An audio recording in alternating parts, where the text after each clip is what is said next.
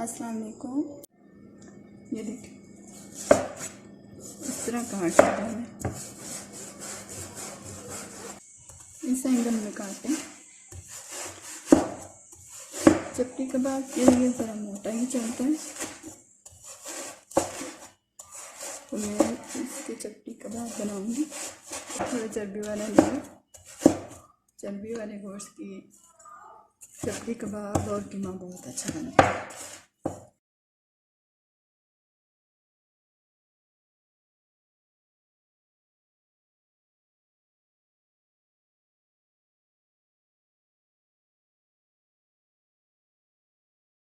नहीं जी, हमारा जो तैयार है चपटी कबाब के लिए। और मैंने इसको धोकर गोश्त को फ्रीज़ किया था, और मुझे धोना नहीं पड़ेगा।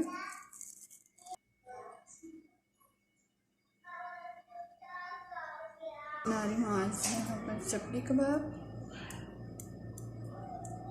तो उसके लिए कीमा है, उसके अंदर मैं डालूँगी प्याज,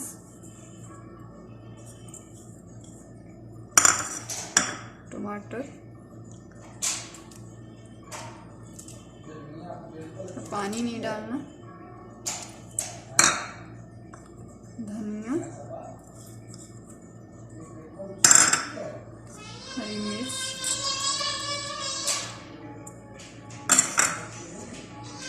मकई का आटा। आप बेसन भी ले सकते हैं, दूसरा आटा भी ले सकते हैं।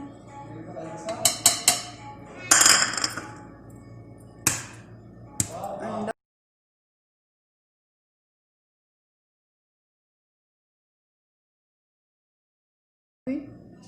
लाल मिर्च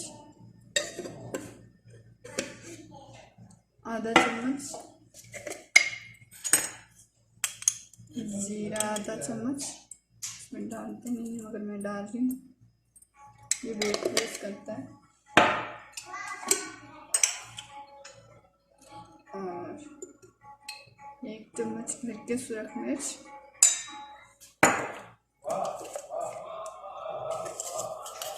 1 चम्मच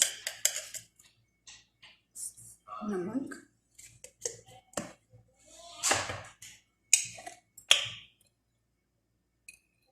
और हल्दी,